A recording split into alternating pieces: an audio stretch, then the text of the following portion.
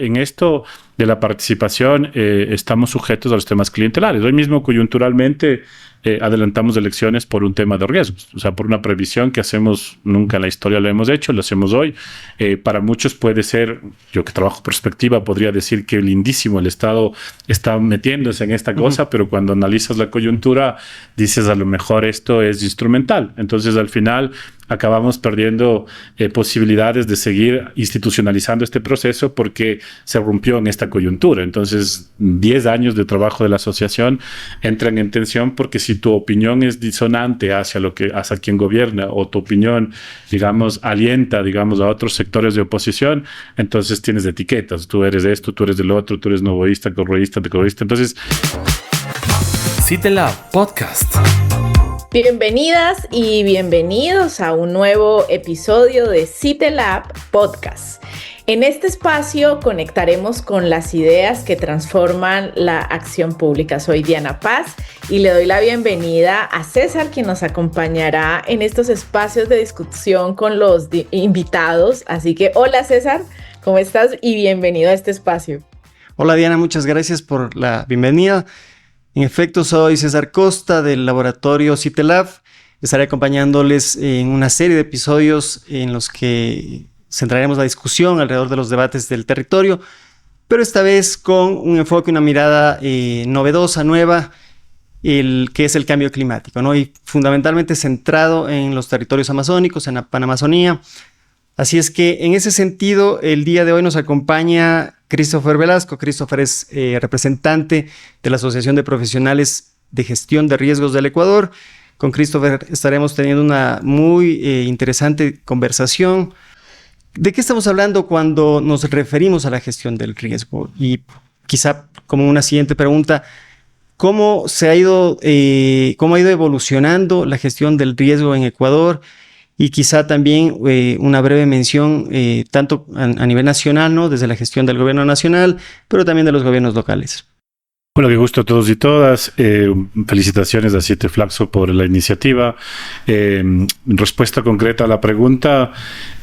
Quizás en América Latina y en el Ecuador lo que estamos viendo es que la gestión de riesgos se entiende como un símil de la atención a la respuesta, y creo que ese ha sido el límite que hemos tenido, digamos, en el territorio.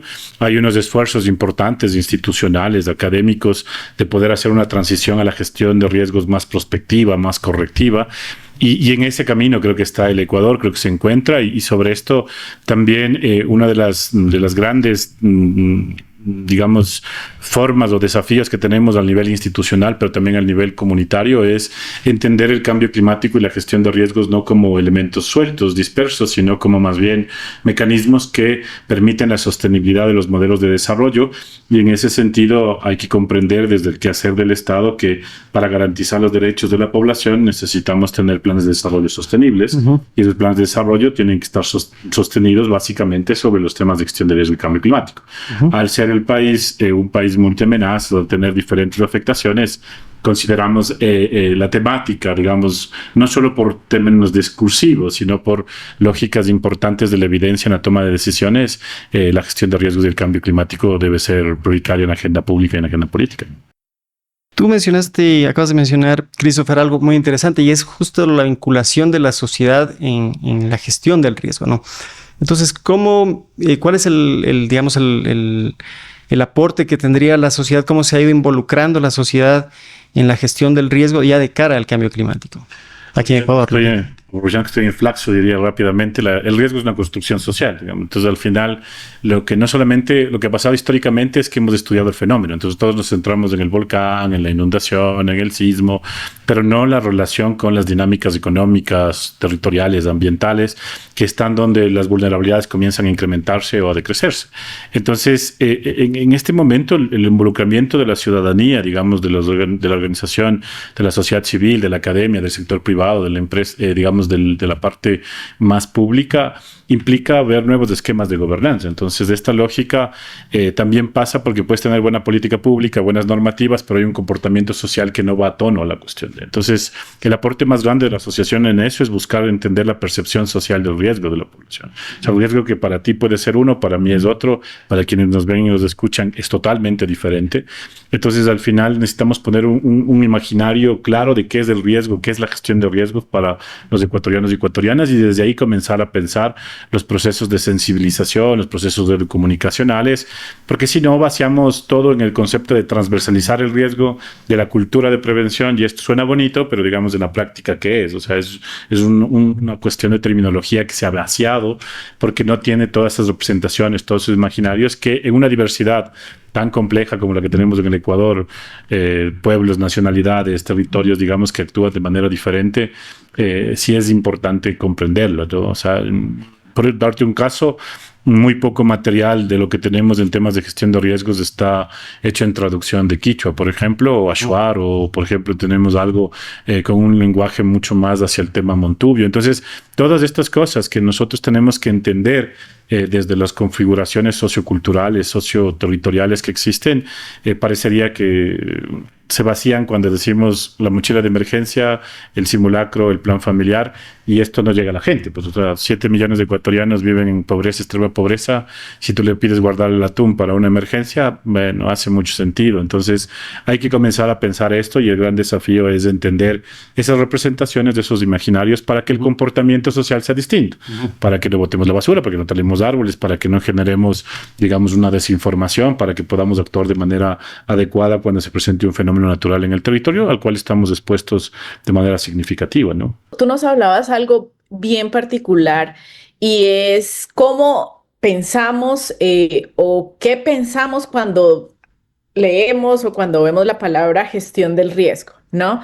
Y desde tu experiencia en otros contextos, ¿no? Aquí, México, Chile, con respecto a lo que pasa en Ecuador en términos de toma de decisiones, ¿cómo ves esa diferencia de, por ejemplo, cómo vive la gestión del riesgo el ciudadano común en estos países, ¿no? En Chile, México, versus Ecuador, versus el contexto de Haití, asociado precisamente a esa vulnerabilidad y riesgo, ¿no? Ese vínculo entre vulnerabilidad y riesgo en estos países, y asociado precisamente a cómo el ciudadano común ve importante, por ejemplo, comprender la gestión del riesgo.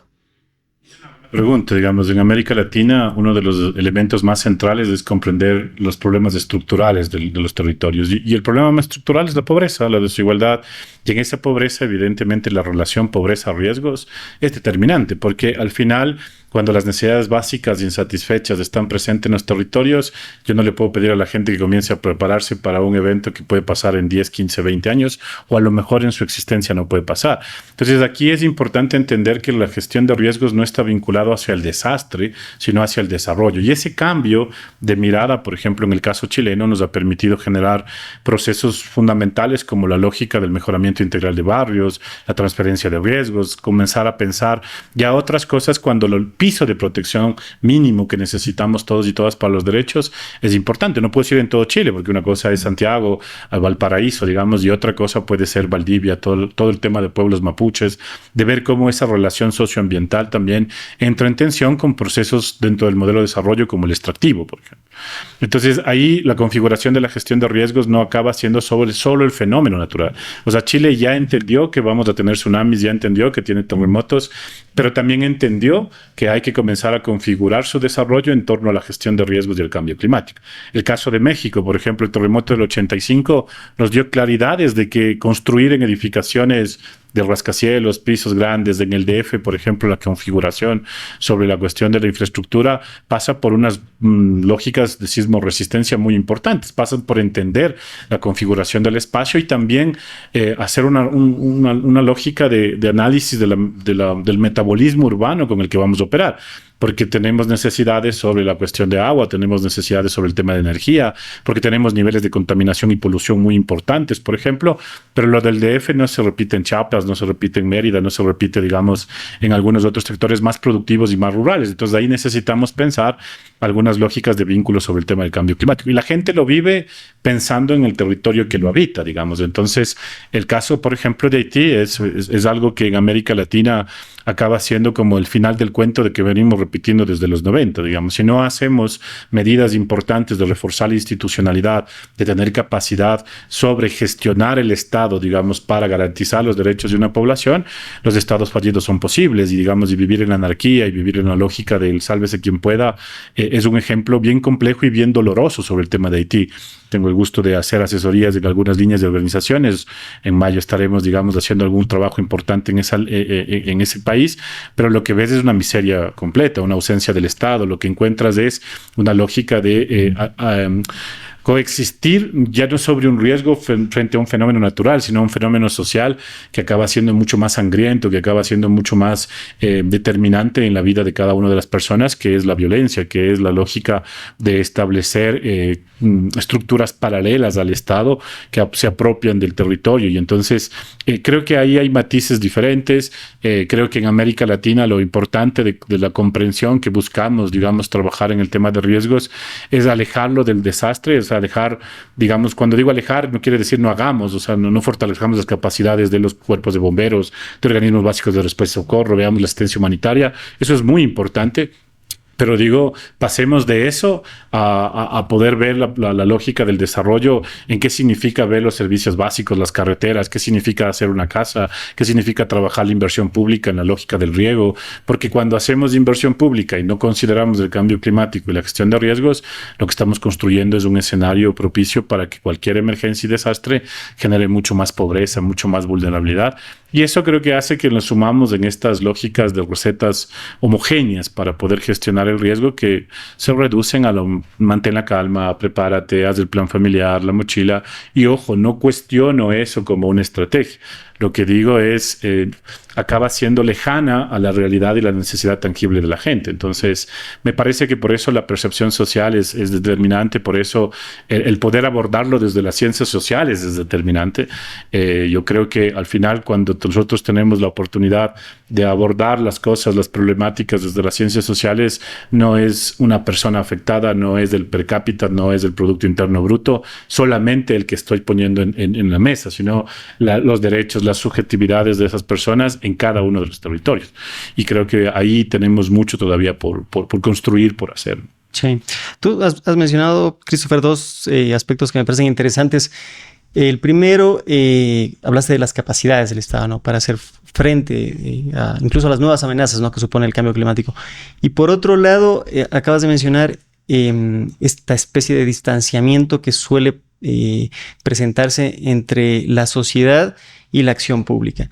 Entonces, en ese sentido, ¿consideras tú que dentro de las capacidades estatales el incorporar a la sociedad en la gestión del riesgo podría de alguna manera correlacionarse con una gestión exitosa? Sin duda, digamos, hacer gobernanza es importante. En un país en el cual necesitamos trabajar procesos de transición hacia la lógica, por ejemplo, de una energía más sostenible, hacia la lógica de un desarrollo urbano o un desarrollo territorial más sostenible, en esta lógica de dejar de repetir utopías globales para comenzar a discutir realidades locales que nos permitan tener modelos de desarrollo mucho más próximo a la gente, la participación de los actores es indispensable. Ahora, preguntémonos qué tipo de participación, o sea, si es una participación instrumental, si es una participación de coopción de los dirigentes, si es una lógica de desestructuración del tejido social, es también una lógica que puede ser afectada a las lógicas institucionales y de gobernanza y de gobernabilidad también. Entonces, lo que habría que pensar es en qué involucramos a la gente y para qué involucramos a la gente.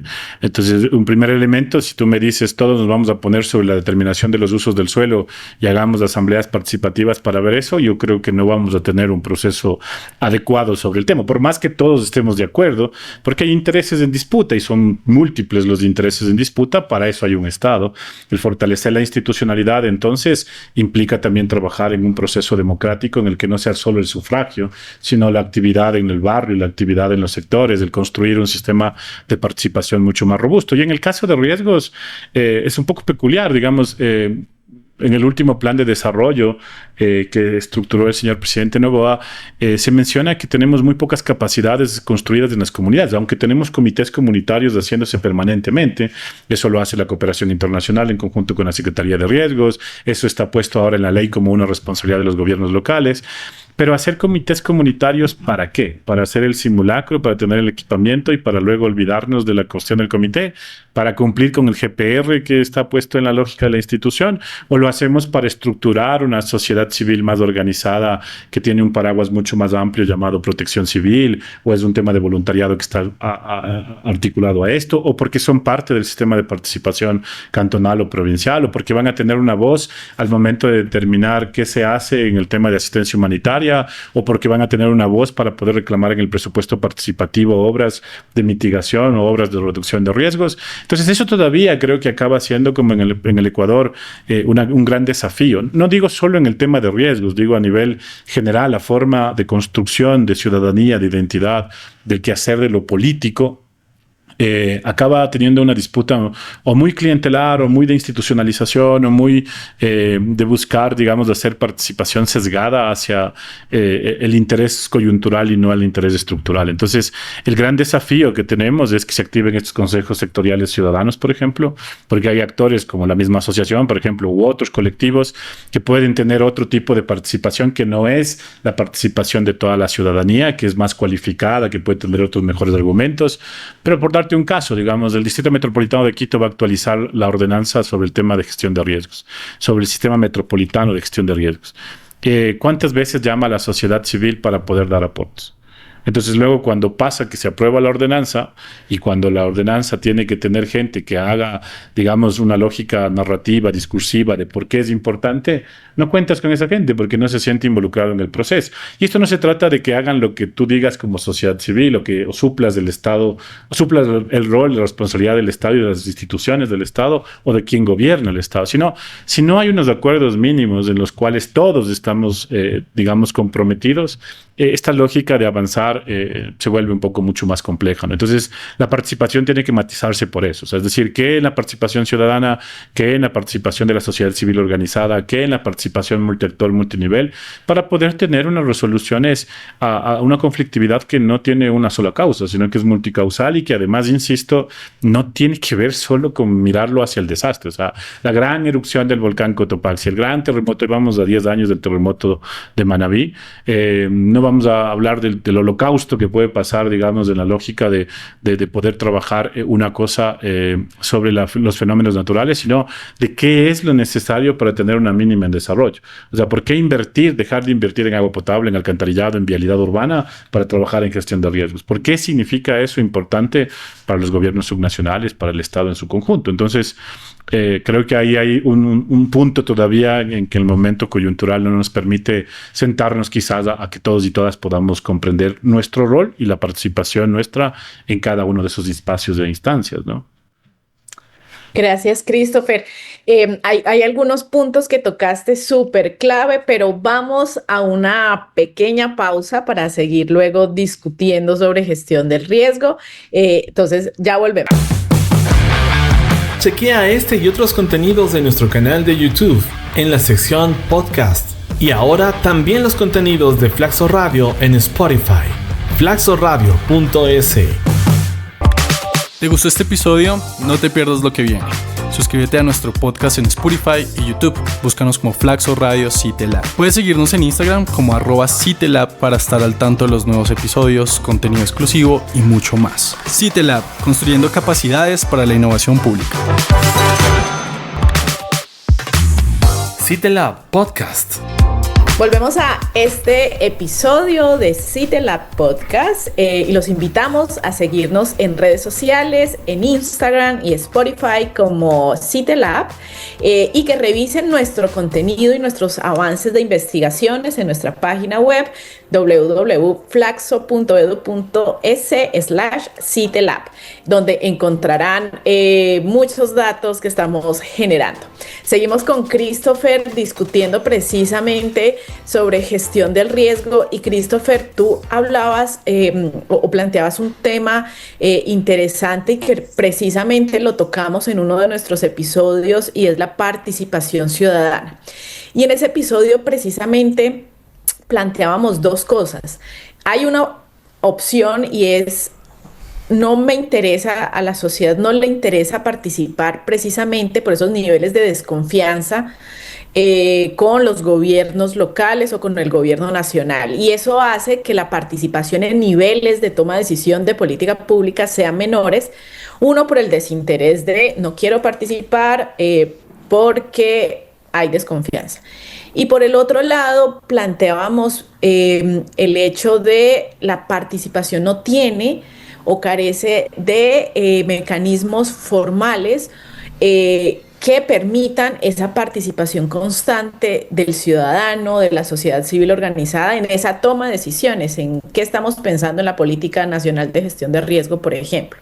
Entonces, en ese sentido te planteo qué está pasando en este debate, ¿no?, de la participación en temas de gestión del riesgo. Hay elementos de una desconfianza de los gobiernos y por eso no participamos, pero también hay un elemento de falta, o sí existen mecanismos formales que no se están utilizando para lograr esa participación constante de la población, del ciudadano, de las organizaciones en la toma de decisiones.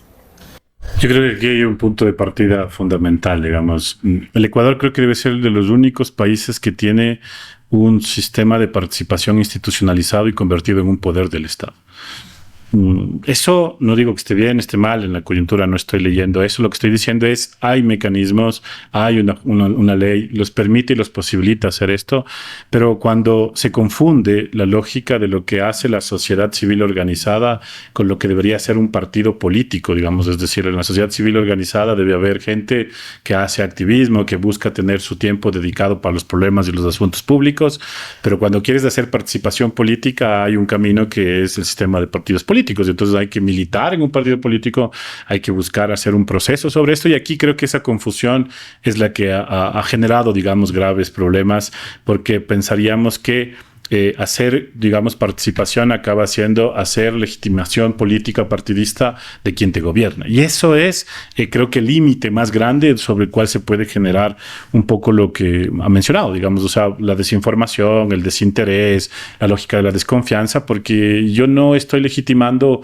a quien me gobierna por ir a una asamblea cantonal. Estoy queriendo informarme de qué es lo que se está haciendo, y sobre eso creo que ese punto como estructural es importante pensar.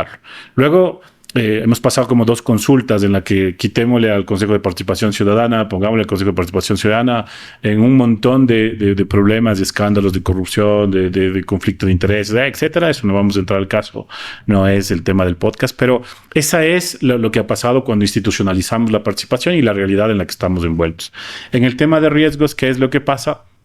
Recuerde usted que los comités comunitarios son una instancia de participación muy interesante que está en la ley, está en el reglamento, pero insisto con la respuesta anterior de la pregunta, es decir, ¿para qué hacemos esa base social, ese tejido social, si al final no le voy a dar respuesta? Y creo que aquí el problema es que lo vemos desde una manera utilitaria y clientelar. O sea, yo creo que ese es un llamado siempre respetuoso a las diferentes instancias del gobierno, del Estado, de la sociedad civil, de la academia, del sector privado, a que cuando hacemos cosas solo por la foto, por la coyuntura, por el indicador, estamos incrementando ese desinterés, esa desilusión de la gente de participar. Y cuando hacemos comités comunitarios, si vamos a hacer eso, ¿cuál es el plan de capacitación? ¿Cuál es el reconocimiento que tiene esta gente? Va a migrar a un proceso de voluntariado, ese voluntariado va a tener una seguridad social, va a tener unos mínimos de protección, vamos a trabajar, digamos, en una disputa sobre la cuestión de la agenda, de cómo vamos a hacer los procesos del territorio en la cuestión del presupuesto, en la lógica de la asamblea cantonal, mejoramiento del barrio. ¿Qué va a hacer esto? Digamos?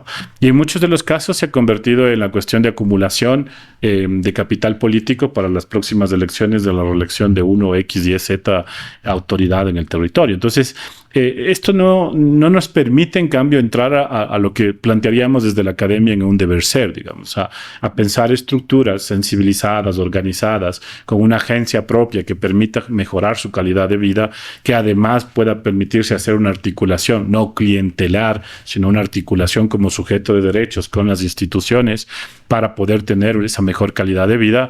Creo que todavía nos falta mucho por avanzar en ese tema. Y esto lo menciono, digamos, con total certeza. Yo recuerdo que la asociación presidió el Consejo Sectorial Ciudadano en el 2018.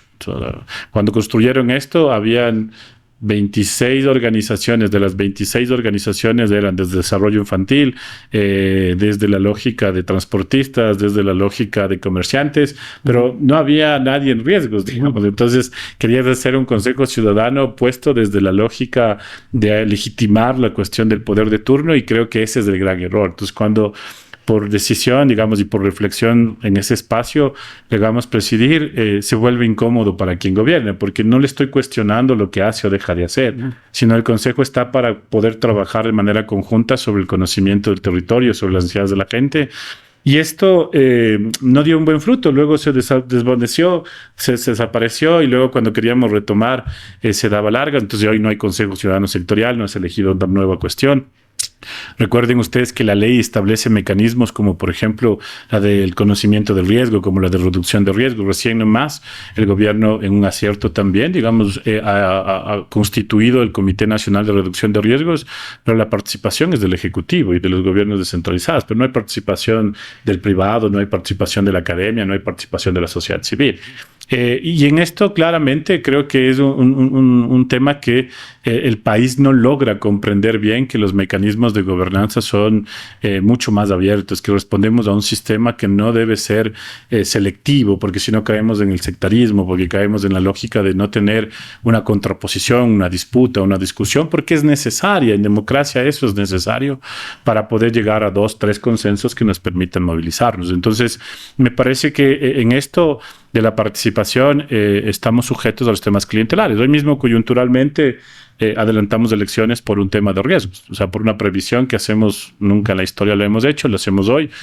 Para muchos puede ser, yo que trabajo perspectiva, podría decir que lindísimo, el Estado está metiéndose en esta cosa, pero cuando analizas la coyuntura, dices, a lo mejor esto es instrumental. Entonces, al final, acabamos perdiendo posibilidades de seguir institucionalizando este proceso porque se rompió en esta coyuntura. Entonces, 10 años de trabajo de la asociación entran en tensión, porque si tu opinión es disonante hacia quien gobierna, o tu opinión, digamos, alienta, digamos, a otros sectores de oposición, entonces tienes etiquetas. Tú eres esto, tú eres del otro, tú eres novoísta, correísta, decorreísta. Entonces, en esa polarización, creo que la participación cada vez es mucho más complejo, cada vez es más difícil pensar en hacerlo no de manera individual, sino también organizativamente, y creo que este es el gran desafío. Un país sin sociedad civil, sin una voz, sin una criticidad, sin una capacidad de manejar, digamos, la discusión de la lógica de lo público, de lo político, difícilmente va a tener un tema de desarrollo, y difícilmente va a poder trabajar y gestionar sus desastres, sus emergencias en una lógica de confrontación. Yo creo que los ecuatorianos, si algo somos, los ecuatorianos y ecuatorianas, si algo somos gente solidaria, gente de buscar siempre ser cariñosos, respetuosos, y creo que el camino inicial sobre eso es romper estas lógicas de odio, romper estas dicotomías de, digamos, correísta, anticorreístas, estas simplicidades que nos evitan tener esta capacidad de argumentar otras cosas. Entonces, el llamado en los temas de participación y de gobernanza es determinante, porque si no, vamos a seguir hablando de las emergencias, de la asistencia humanitaria, de los desastres, pero no del desarrollo, no del bienestar, no de la democracia, que creo que es significativo también, ¿no? Sí, súper importante. Es interesante lo que, bueno, has hecho un abordaje bastante amplio y se han mencionado algunas cosas, como la legitimidad de la participación, ¿no? Que sigue siendo una discusión que fue interesante, como tú bien mencionas, fue interesante cómo posicionó Ecuador, ¿no? La formalización de la participación. Y quizá, digamos, desde una mirada de gobierno central, se han dado estos ejercicios, ¿no? Como la construcción de ciertos planes nacionales que tú mencionabas, pero también has mencionado mucho el trabajo comunitario, ¿no? Entonces, quizá ya para ir terminando este episodio, quisiéramos escucharte, Christopher, ¿cuál es tu opinión respecto de la articulación que se ha dado entre esta construcción comunitaria de la sociedad civil del riesgo? ¿Cómo se ha involucrado esta participación ya en la construcción de los instrumentos de gestión del riesgo, de instrumentos de política pública, ¿no? De los planes de desarrollo y ordenamiento territorial? ¿Qué tan incorporada está esta participación en clave de riesgo y también en clave de cambio climático, ¿no? Que quizá es lo que un poquito nos hemos alejado en el podcast y quizás sea el momento para involucrar este tema. ¿Cómo están abordando bajo tu consideración, los planes de ordenamiento territorial, la gestión del riesgo con una mirada comunitaria y con una mirada de cambio climático? Y esta es una pregunta importantísima. Digamos, a veces vemos el medio y no el fin. O sea, para mí los instrumentos son un medio importante para lograr un fin. O sea, garantizar los derechos desde la lógica del Estado y desde la sociedad civil, poner elementos, digamos, que nos permitan ser partícipes de esta lógica de decisión desde una corresponsabilidad. 2008, Constitución de la República, Sistema Nacional Descentralizado de Gestión de Riesgos, subsidiario y descentralizado. Esos principios fundamentan el Sistema Nacional Descentralizado y desde el 2016 hasta el 2024 que se aprobó la ley, la asociación, su bandera de lucha ha sido la cuestión de la promulgación de una ley que organice el sistema descentralizado ya con una norma orgánica y además que tenga un reglamento, que es un acierto de la Asamblea Nacional y del gobierno del presidente Noboa. Digamos, ahora la lógica es cómo eso logra hacerse carne en los gobiernos subnacionales, cómo eso logra caer en la planificación, primero del Gran Plan Nacional de Desarrollo y luego sobre la lógica de los planes locales, el Plan de Desarrollo y Ordenamiento Territorial, el PUCS, por ejemplo, los planes anuales de inversión, el Plan Anual Operativo, entre otras cosas. ¿Qué es lo que nos sucede claramente en esto? Es que a veces nos gana la mirada centralista sobre la lógica del país. Entonces, no es lo mismo que tú hagas el plan integral de gestión de riesgos de Loja al que hagas el plan integral de riesgos de Celica. Pues hay capacidades diferentes, hay articulaciones diferentes, hay usos de suelo diferentes. No es la misma hacerla de Cuenca que hacerle la de Azogues o hacerla de cuestión de Riobamba como la de Chunchi. No es lo mismo hacer la Amazonía del Tena como hacer el Sucúa o como hacer, digamos, Limón Lindanza. Entonces, el país tiene una complejidad. 222 municipios y vamos al 223 con la lógica del señor presidente enviada recién a estos últimos días de la Asamblea Nacional para tener el cantón 224. 224 cantones más 23 provincias, 2 consejos de gobierno y casi alrededor de 1,000 juntas parroquiales.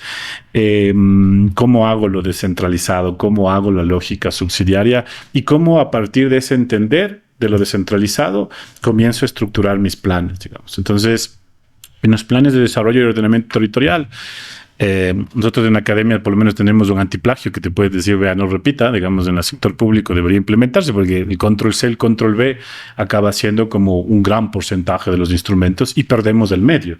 Entonces, y por tanto perdemos el sentido al fin, digamos. Entonces, esos planes se han convertido en mera lógica de cumplimiento hacia los entes rectores de la planificación, hacia quien te regula la superintendencia en el caso de ordenamiento territorial. Entonces, ahí tenemos un gran desafío.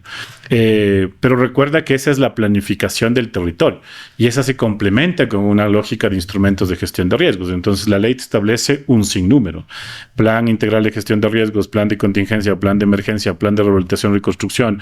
Entonces todos estos otros que están en la ley de gestión de riesgos, más estos que ya tienen un vicio estructural, pueden convertirse en una carga administrativa y burocrática más que una lógica real de transformación. Que sobrepasa sus capacidades, ¿no? Y además ahí es el punto de partida con la gente.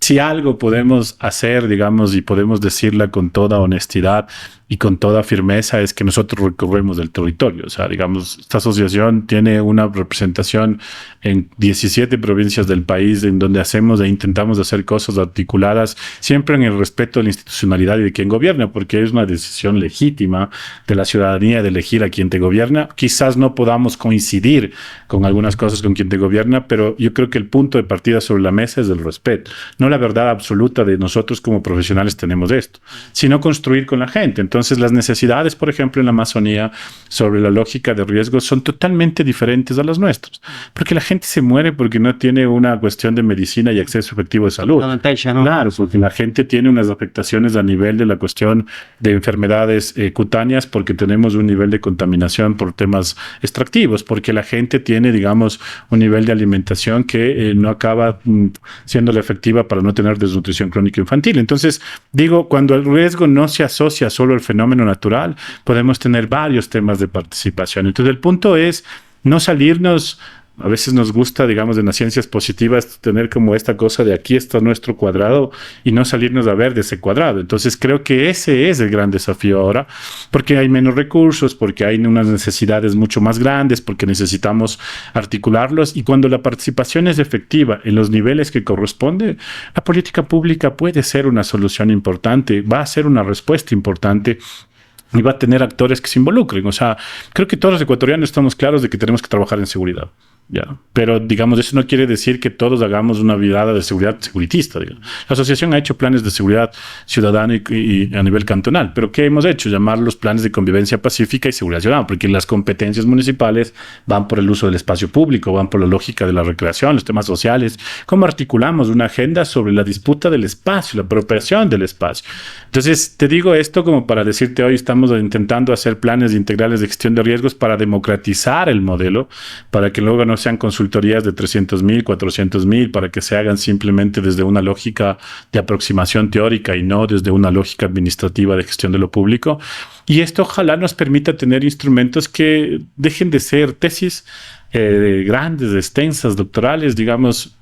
Las tesis doctorales son importantes, no estoy diciendo que no, pero me refiero es el ámbito académico en que tenemos que hacer eso, en el ámbito público, 3, 4 cosas concisas que todo el mundo sepa qué hacer. Entonces, al final, la disputa en la planificación participativa del desarrollo pasa por todo lo que hemos mencionado antes. O sea, un buen sistema de participación, una buena corresponsabilidad a la gente, entenderle a la gente qué implica la gestión de riesgos. O sea, yo creo que el sentido común de la gestión de riesgos en el Ecuador todavía es una disputa, porque te podrás sentarse aquí con otros colegas muy queridos, muy respetados también.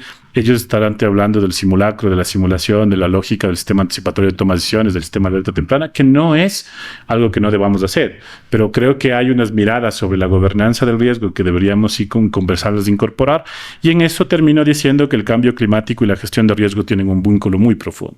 Epistemológicamente, si nos ponemos ya muy creativos y muy academicistas sobre la cuestión de lo uno y lo otro, claro que vamos a encontrar diferencias. O sea, entre la gestión y el riesgo hay un millón de diferencias, digamos, pero el país necesita trabajar una lógica de estructuración fuerte en los temas institucionales y en eficiencia institucional, y esto lo hemos pasado en Colombia, lo vive Chile, lo vive México. Se han fusionado, digamos, los enfoques de cambio climático y riesgos para que la institucionalidad pueda acceder, digamos, a recursos para enfrentar otros nuevos desafíos. Los incendios forestales. El manejo integral del fuego es un gran desafío, principalmente en una Amazonía tan sensible como la nuestra, y en ecosistemas de bosques secos tan sensibles como los nuestros, y en otros artificiales construidos de pino y de eucalipto como los del Distrito Metropolitano de Quito, que ya en el 2014 vimos lo que puede pasar si hay un incendio forestal en proximidades hacia los temas urbanos.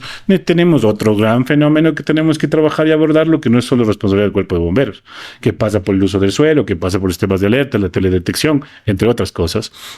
Pero también establecer el climático. Hoy mismo estamos en olas de calor que nunca la hemos vivido o la hemos entendido así. A lo mejor sí la hemos vivido como hay más calor, pero ahora tienes más enfermedades sobre la lógica de hipertensión, diabetes, etcétera, y más mortalidad por esas olas de calor. O sea, no solamente es Europa la que tenemos que mirar en la noticia de la BBC, sino también lo que pasa en Guayaquil, lo que pasa en Babahoyo, lo que pasa en Ventanas. Entonces tienes otra línea de trabajo sobre los temas de buscar hacer anticipación sobre la cuestión del control epidemiológico, la vigilancia en temas de enfermedades tropicales después de las inundaciones, por ejemplo. Entonces, todos esos desafíos no tienen que ver con el desastre y la atención a la emergencia, tienen que ver con el desarrollo, tienen que ver con el bienestar de la gente. Entonces, vincular el cambio climático y la gestión de riesgos nos permite hacer seguros paramétricos para la producción agrícola, por ejemplo, que todos los años, cada invierno lo vamos a perder si no lo aseguramos. Implica que la poca posibilidad de inversión, de capacidad de inversión que tenga el país en los temas microempresariales, en la lógica del pequeño productor, de la agricultura familiar campesina, no se pierda. Implica que las construcciones dejen de ser de concreto y pasen a ser mucho más amigables con su entorno. Entonces implica recuperar el paisaje que hemos perdido como un territorio mega diverso, con una lógica de una riqueza ecosistémica natural en términos terrestres, acuáticos, la estamos perdiendo. Tú anda a Galápagos y ve a Santa Cruz en sus lógicas de construcción del espacio y te vas a dar cuenta de que la isla encantada que nosotros mostramos ya no es tan encantada. Las contaminaciones por ruido son brutales, digamos, en la lógica de Santa Cruz. Quizás no pase en San Cristóbal y en Isabel, pero para esto hay que comenzar a conocer el territorio y las particularidades del territorio. Y en esto el CITE, yo debo reconocerlo, más allá de que me han invitado a la cuestión del podcast, debo decirlo, ha hecho un trabajo importante en no ser invasivo en llegar a los territorios a dar una receta, sino ser receptivo en entender qué necesidades tiene el territorio para poder plantear desde la responsabilidad ulterior que tiene la academia de hacer vinculación, de hacer investigación, ojalá aplicada, no básica, y buscar también tener la posibilidad de a través de la investigación contribuir en la toma de decisiones. Entonces, siento que este gran desafío que tenemos todos y todas va a ser posible cuando tengamos un sentido común de esto. O sea, yo he tenido el gusto de acompañarles en algunos procesos y todo el mundo habla de cambio climático, pero el cambio climático para ti es una cosa, para mí es otra cosa. La gestión de riesgos para ti es una cosa, para mí es otra cosa. Entonces creo que podemos contribuir y ojalá este podcast contribuya a poder poner unos elementos en discusión que nos permita ampliar el enfoque, que nos permita trabajar en el territorio y que sobre todo nos dé un mayor nivel de pertenencia y una pizca que necesitamos de amor hacia la patria para poder hacer cosas lejos del odio, lejos de la polarización.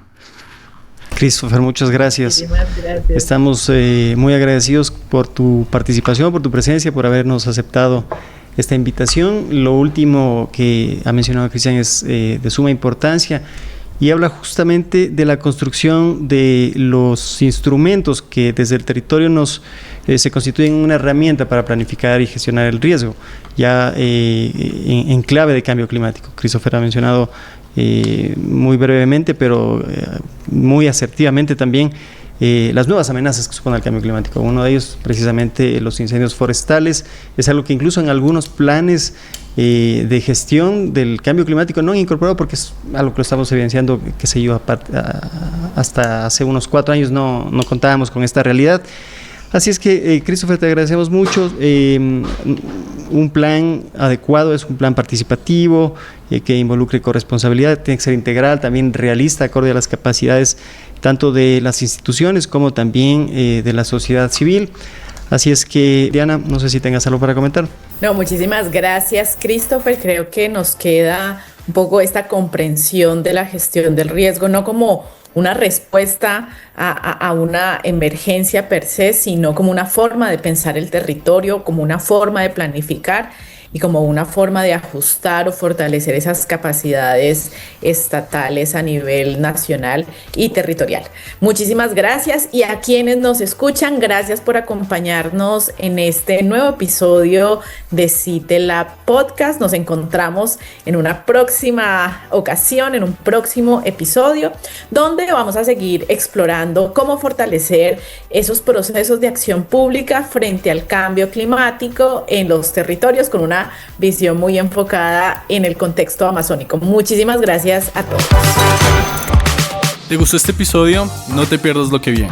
Suscríbete a nuestro podcast en Spotify y YouTube. Búscanos como Flaxo Radio CITE Lab. Puedes seguirnos en Instagram como @CITE Lab para estar al tanto de los nuevos episodios, contenido exclusivo y mucho más. CITE Lab, construyendo capacidades para la innovación pública.